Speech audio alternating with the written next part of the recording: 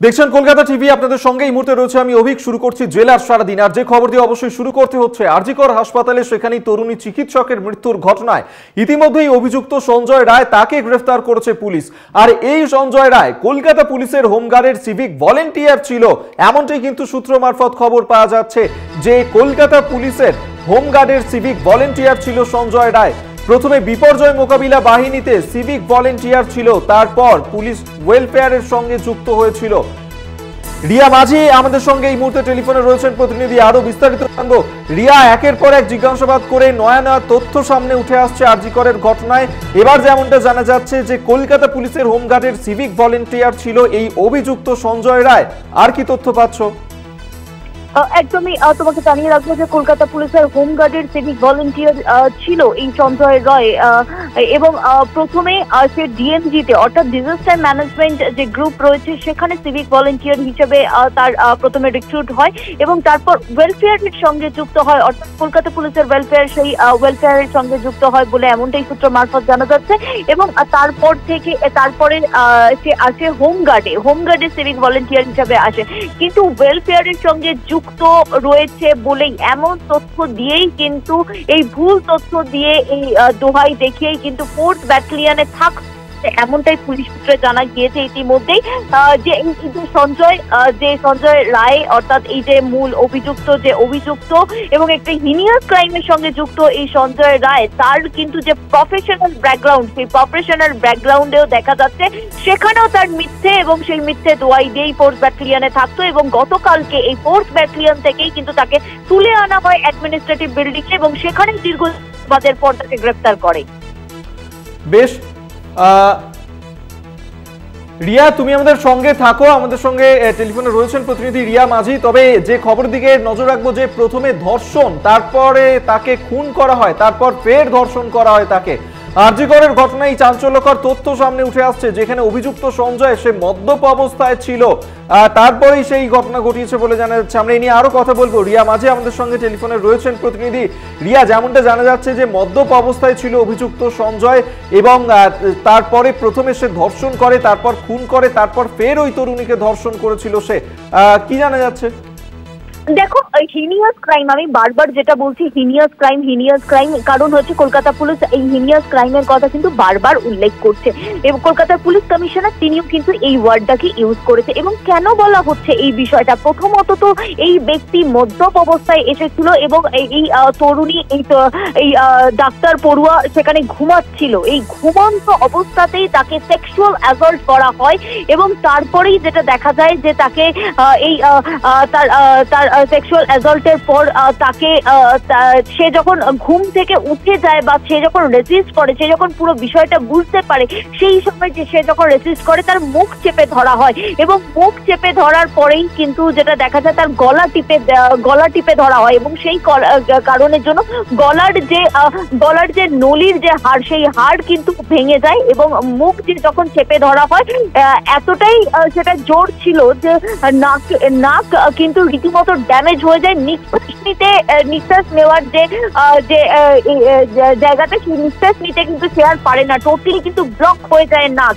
এবং তারপরেও যেটা দেখা যায় তার চোখ, নাক, কান সহ একাধিক জায়গা থেকে ব্লিডিং হয়, একাধিক ক্ষতচিহ্ন পাওয়া গিয়েছে এবং তারই মধ্যে তাকে কিন্তু এই সেক্সুয়াল অ্যাসল্ট করা হয়, তার যৌনাঙ্গে আঘাত করা হয়, সেখানে হেয়ার ক্লিপ দিয়ে সেখানে আঘাত করা হয় এবং তারপরেও কিন্তু যেটা দেখা যায় যে তাকে রেপ করা হয়। এবং এই অবস্থাতে যখন এই ডাক্তার পড়ুয়া যখন একদম অচৈতন্য অবস্থায় চলে যায়, তখন তাকে রেপ করা হয় বলে এমনটাই কিন্তু পুলিশ সূত্রে জানা যাচ্ছে। বা যেসব পিএম রিপোর্ট বা ইনকোয়েস্ট যেটা বেরিয়েছে সেখান থেকে কিন্তু ডাক্তাররা কার্যত এই বিষয়টা পরিষ্কার করেছে। একদিকে যেমন পুলিশ কমিশনারকে এই বিষয়টাকে স্বীকার করেছে যে রেপ তারপর মার্ডার করা হয়েছে, অন্যদিকে যে ডাক্তারদের তরফ থেকেও যারা পিএম করেছে বা পিএম এর সময় যারা উপস্থিত ছিলেন, পিজিডির যারা 5 জন ডাক্তার উপস্থিত ছিলেন, তারাও কিন্তু এই বিষয়টা কার্যত সামনে এনেছে যে কতটা ব্রুটালি তাকে মার্ডার করা হয়েছে, তাকে রেপ,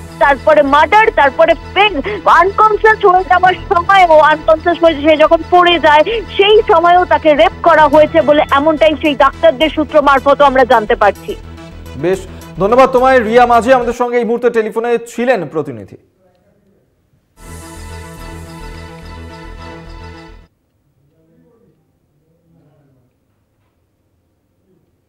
আর আরজিকরের ঘটনায় ধৃত সঞ্জয় রায়ের পুলিশ হেফাজত। ধৃত সঞ্জয় রায়ের 14 দিনের জন্য পুলিশ হেফাজতের নির্দেশ দেওয়া হয়েছে। আরজিকরে ডাক্তারি পড়ুয়াকে ধর্ষণ করে খুনের ঘটনায় অভিযুক্ত সঞ্জয়, তাকে এই মুহূর্তে পুলিশ নিজেদের হেফাজতে নিয়েছে। আগামী 14 দিনের জন্য পুলিশ হেফাজতে নির্দেশ দেওয়া হয়েছে। ধৃত সঞ্জয় রায়, তাকে জিজ্ঞাসাবাদ করে একের পর এক নতুন তথ্য উঠে আসছে পুলিশের হাতে এবং তাকে আরো জিজ্ঞাসাবাদ করা প্রয়োজন রয়েছে এবং সেই ক্ষেত্রে আগামী 14 দিনের জন্য পুলিশি হেফাজতের নির্দেশ দেওয়া হয়েছে। আরজিকরের ঘটনাতে যেখানে ডাক্তারি পড়ুয়াকে ধর্ষণ করে খুনের ঘটনা, সেই ঘটনাতেই অভিযুক্ত সঞ্জয় রায়, তাকে পুলিশ গ্রেফতার করে এবং 14 দিনের পুলিশি হেফাজতে নির্দেশ দেওয়া হয়েছে ধৃত সঞ্জয় রায়।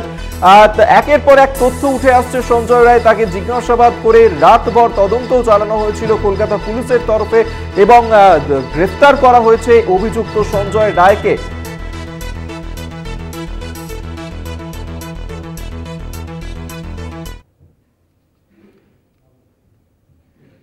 তবে এই প্রথম নয়, সিভিক ভলেন্টিয়ার সঞ্জয় রায়ের বিরুদ্ধে এর আগেও একাধিক অভিযোগ ছিল। যেমনটা জানা যাচ্ছে যে শ্লীলতাহানির অভিযোগ ছিল তার বিরুদ্ধে।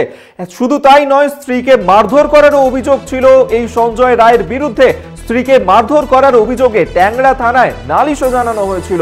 পুলিশের চাকরি দেওয়ার নাম করে প্রতারণা করত সঞ্জয় রায়, এমনটাই জানা যাচ্ছে। 2,20,000 টাকা প্রতারণা করে। আমরা এই নিয়ে কথা বলবো। শাশ্বতী রায় আমাদের সঙ্গে এই মুহূর্তে টেলিফোনে রয়েছেন, প্রতিনিধি, বিস্তারিত জানবো। শাশ্বতী, আরজিকরে যে নৃশংস ঘটনা ঘটেছে এবং সেই ঘটনার অভিযুক্ত সঞ্জয় রায় এই প্রথম তার বিরুদ্ধে এ অভিযোগ নয়, এর আগেও একাধিক অপরাধের সঙ্গে যুক্ত ছিল সে। কি জানা যাচ্ছে, কি কি অপরাধ ঘটিয়েছিল এর আগে? সঞ্জয়ের ঘনিষ্ঠ যারা বন্ধু রয়েছে এবং প্রতিবেশী মহল, তাদের দাবি যে আগেও সঞ্জয়ের বিরুদ্ধে শ্লীলতাহানির অভিযোগ উঠেছে এবং তিনি এলাকায় বেশ কয়েকবার মারধর খেয়েছেন স্থানীয় বাসিন্দাদের থেকে। কারণ তিনি এলাকার মেয়েদেরকে উত্তপ্ত কথাবার্তা বলা, তাদের শ্লীলতাহানি করার মতন গুরুতর অভিযোগ তার বিরুদ্ধে ছিল।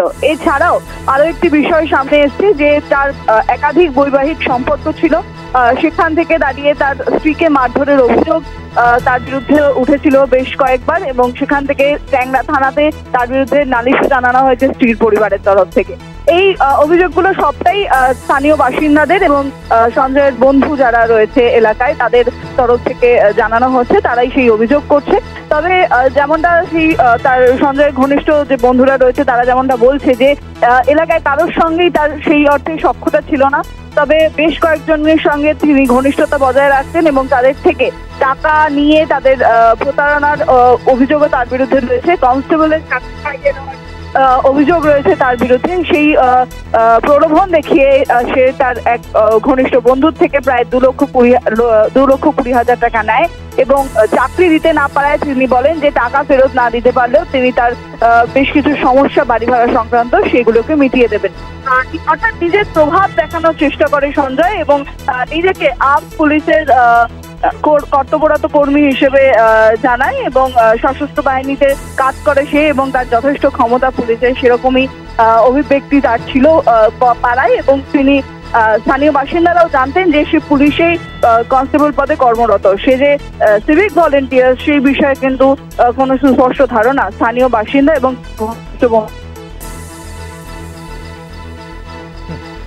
ধন্যবাদ তোমায় শাশ্বতী রায়, আমাদের সঙ্গে এই মুহূর্তে টেলিফোনে ছিলেন প্রতিনিধি। অর্থাৎ এই প্রথম নয়, এর আগেও একাধিক অপরাধমূলক কাজকর্মের সঙ্গে জড়িত ছিল এই সঞ্জয় রায় এবং এর আগেও একাধিকবার পুলিশে তার বিরুদ্ধে অভিযোগও জানানো হয়েছিল। শ্লীলতাহানির পাশাপাশি স্ত্রীকে মারধর করারও অভিযোগ উঠেছিল। শুধু তাই নয়, প্রতারণারও অভিযোগ উঠেছিল তার বিরুদ্ধে এর আগেও। এবং শুধু এই যে সঞ্জয় রায়, যার একাধিক কীর্তিকলাপের সঙ্গে জড়িত ছিল, এই সঞ্জয় রায়েরই বন্ধু কি বলছে আপনাদেরকে যেমন শোনাবো, পাশাপাশি সঞ্জয় রায়ের মা তিনি কি বলছেন এবং প্রতিবেশীরা তারাই কি বলছেন, কি রকম ছিল সঞ্জয় রায়, পরপর শোনাবো আপনাদের। পুলিশে ভ্যাকেন্সি বেরিয়েছে, তুই ভর, তারপরে আমি দেখছি কনস্টেবলে 2022-এ। আমি অনলাইনে দিয়েছি, যখন যখন ওর প্রয়োজন থাকতো সেরকম অন্য অন্য কারণ দিয়ে। মোট 2,20,000 অ্যাট নো ইন্টারেস্ট। প্রথমে নিজেকে ইন্ট্রোডিউস করেছিল কি আমি কলকাতা আর্ম পুলিশের সার্ভিস হোল্ডার কনস্টেবল র্যাঙ্কে। আমি ওকে চাপ দিতে আরম্ভ করলাম, ওইখানে আসতে বন্ধ করে দিল। প্রথমে বললো কি আমি তোকে যদি না দিতে পারি তোকে আমি বাড়ি করে দেবো, মানে তোর নামে পাইয়ে দেবো, বাড়িওয়ালার সাথে কথা বলে ঠিক আছে আমি তোকে সেটিং করিয়ে দেবো, হয়ে যাবে, আমার বাড়ির অসুবিধা আছে। তারপরে যখন চাপ আমি দিতে আরম্ভ করলাম ও এখানে আসতেই ছেড়ে দিল। আমার 1-1.5 মাস আগে ও সব কিছু করতো নেশাতে, আর আইসাইটটা খুব খারাপ মেয়ের সম্বন্ধে। এইটা আমার পার্সোনালি পাড়ায় অনেক মারধর খেয়েছে, কেন কি ও তো কাণ্ড করে, কাণ্ড করলে যে না করে, মানে ভাবো না কাউকে ইফটিজিং করছে, পরিচিত লোককেই করছে, হ্যাঁ সেরকম, হ্যাঁ মার খেয়েছে। ছেলে শেষবার কবে এসেছিল আপনার সাথে দেখা করতে? আমার সঙ্গে কোনো দেখা হয়নি। মা কাজে যাচ্ছে, একবার জল খেয়ে চলে গেল। কবে সেটা? বউ মারা যাওয়ার পর। বউ কবে মারা গেছে ওনার? অনেকদিন মারা গেছে, 6 মাস হয়ে গেল। কি করে মারা গেছে? ক্যান্সার। ক্যান্সার হয়েছে। কত বছর বিবাহিত জীবন ওনার? ওই বিয়ে করে বেশি দিন সংসার করল না। আমার একটা নাতি আসতো, একটা দুটো দিয়ে যেত বউ, এ দুঃখ হতো না, তাকে নিয়ে সংসার আমি জীবন কাটাতাম। মা লক্ষ্মী। ছেলে কোথায় থাকতো? আপনার এখানে থাকতো না তো? এখানে থাকতো। এখানেও থাকতো। কি চাকরি করতো? আপনাকে কি বলেছিল? পুলিশে চাকরি। কি পরে বেরোতো? ওই একটা এনসিসি যেতে বাইরে খাকি রঙের জামা। বাবা মায়ের সম্মান দেখতে গেলাম, শ্বশুর শাশুড়ির সম্মান দেখতে গেলাম। আপনি কখন জানতে পেরেছেন এরকম ঘটনা? আমি আজকে ননদ এসে বললো তোমার ছেলেকে টিভিতে দেখাচ্ছে, দেখতে গেলাম, টিভিতে দেখতে গেলাম। আর কি হবে? আপনি কি বিশ্বাস করেন যে আপনার ছেলে আমার ছেলে কোনো রেপ কেস করতে পারে না, জানেন রবীন্দ্রনাথ?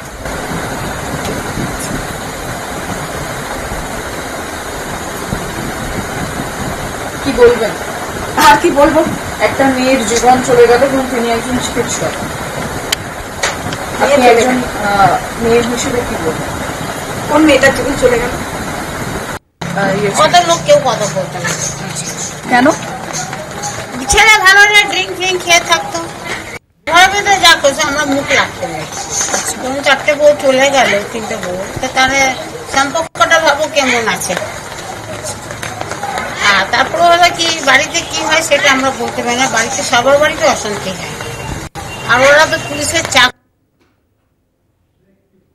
জেলার সারাদিনে এখন সময় একটা ছোট্ট বিরতির, অন্যান্য খবর নিয়ে ফিরছি বিরতির পর, সঙ্গে থাকুন।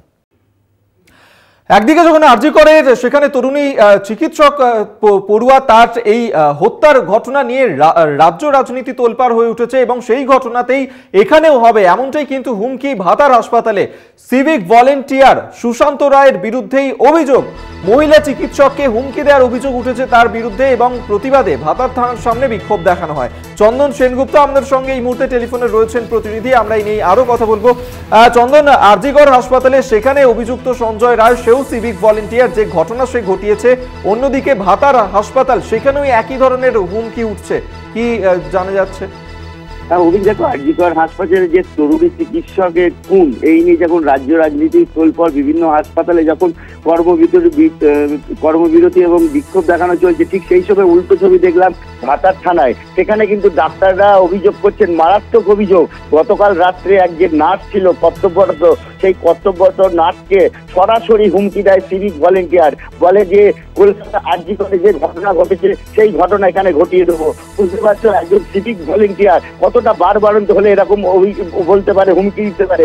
এরকম একটা ছবি দেখা গেল ভাতার থানার সামনে, যেখানে ডাক্তারের নেতৃত্বে নার্স এবং ডাক্তাররা বিক্ষোভ দেখাতে শুরু করলেন। তাদের দাবি ওই সুশান্ত রায় বলে যিনি সিভিক ভলেন্টিয়ার আছে, তাকে অবিলম্বে গ্রেপ্তার করতে হবে। এমন কথা তিনি বলবেন কেন, এবং সেই সেই কারণ দর্শাতে হবে এবং তাকে উপযুক্ত শাস্তি দিতে হবে। কারণ তুমি জানো যে ঘটনা আরজিকর হাসপাতালে ঘটেছে তরুণী চিকিৎসকের সঙ্গে, সেই নিয়ে কিন্তু সারা দেশ তোলপাড় হচ্ছে। সেই জায়গায় দাঁড়িয়ে ওই সিভিক ভলেন্টিয়ার এরকম মন্তব্য, এরকম যে দৃষ্টান্তমূলক মারাত্মক অভিযোগ করছেন ডাক্তাররা, যে রাত্রির বেলায় তখন মধ্যরাত্রি ঠিক সেই সময় নার্সের কাছে গিয়ে বলে যে আরজিকরের মতন ঘটনা ঘটিয়ে দেবো। এই ঘটনা বুঝতে পারছো তুমি।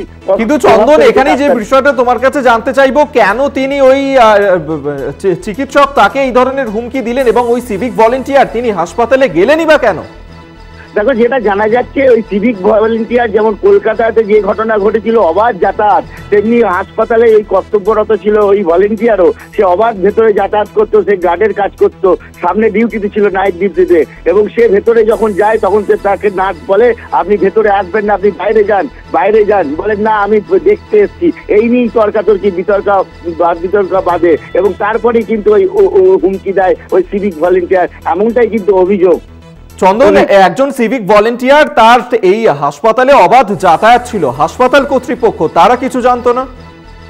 দেখো, এইখানেই হচ্ছে প্রশ্ন যে হাসপাতালে যে যারা সিভিক ভলেন্টিয়ারের কাজ করে, যারা গার্ডের কাজ করে, তারা কিন্তু রোগী সামলানোর দায়িত্বে থাকে এবং রাত্রিবেলায় যে হাসপাতালের ভেতর অন্যান্য মানুষ যাতে চট করে না চলে আসে সেগুলো দেখভাল করে। কিন্তু তা সত্ত্বেও দেখা যাচ্ছে বিভিন্ন হাসপাতালে সিভিক ভলেন্টিয়াররা অবাধে যাতায়াত করে ভেতরে, এবং শুধু নয়, অনেক হাসপাতালে আমরা এরকম ছবিও দেখেছি রোগীর আত্মীয়কে সাহায্য করতে এগিয়ে এসছে সিভিক ভলেন্টিয়ার। অর্থাৎ সেই কারণেই কিন্তু হাসপাতাল কর্তৃপক্ষ এই সিভিক ভলেন্টিয়ারদের কিছু বলতো না। কিন্তু কালকে যে এই ঘটনা ঘটার পরেই কিন্তু হাসপাতাল কর্তৃপক্ষ এবং হাসপাতালে কর্তব্যরত নার্স, ডাক্তাররা সবাই সচেতন হয়ে যায় এবং তারপরেই কিন্তু এই ঘটনা ঘটে। অভিক, বেশ, আপাতত ধন্যবাদ তোমায় চন্দন সেনগুপ্ত, আমাদের সঙ্গে টেলিফোনে ছিলেন প্রতিনিধি।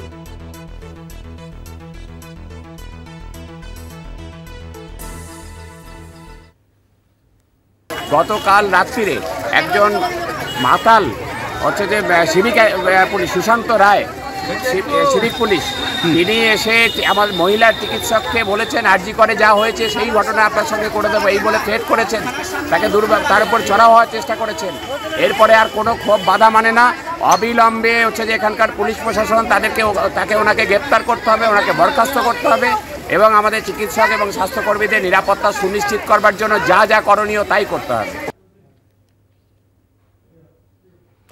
অবশ্যই এই ঘটনার দিকে তো আমাদের নজর থাকবে। তবে জেলার সারাদিন আজকের মতন এখানেই শেষ করছি। দেখতে থাকুন কলকাতা টিভি, রাত দিন 7 দিন।